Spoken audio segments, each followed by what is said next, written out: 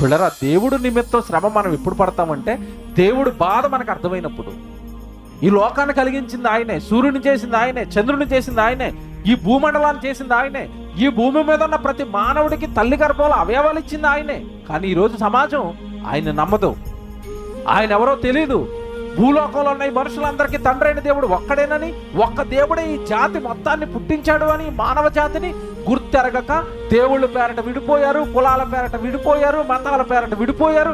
ఇలా విడిపోయి మొక్కలైపోయి ఒకళ్ళొకరు కొట్టుకొని ఒకళ్ళొకరు తిట్టుకొని చంపుకుంటుంటే ఈ నరహత్యలు, వ్యభిచారాలు, దొంగతనాలు చూసి బాధపడుతున్న కన్న తండ్రి తన మనస్సంతా బైబిల్ ద్వారా తన పిల్లలకి చెప్పి, మీరు వెళ్ళి లోకంలో సువార్త ప్రకటించండి, ఈ వ్యభిచారాలు, దొంగతనాలు, పాపాలు చేయకూడదు నా పిల్లలు, అలా చేసి చచ్చిపోతే వాళ్ళు నరకానికి పోతారు, నా కొడుకు నరకానికి పోతే నా కడుపు కోత, నా గుండెలు బాధ, మీరు వెళ్ళి నా మాటలు చెప్తే వాడు మారుతాడు అని దేవుడు తన గుండెల్లో ఉన్న బాధనంతా ప్రవక్తలకు చెబితే ప్రవక్తలు ఆయన బాధ తీర్చడం కోసం వీళ్ళు శ్రమ పడటం ప్రారంభించారు.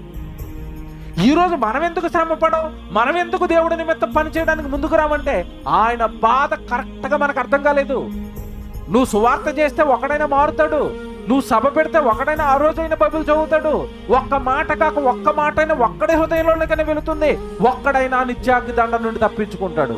నువ్వు పని చేస్తే, నువ్వు శ్రమ పడితే. కానీ మనకి దేవుడి బాధ అర్థం కాక, సువార్త చేస్తే ఎంత మేలు ఈ మానవ జీవితాలకు జరుగుతుందో మనకు అర్థం కాక మనం దేవుడి పని చెయ్యం. మన దేవుడి నిమిత్తమైన శ్రమలు మనం కోరుకోం.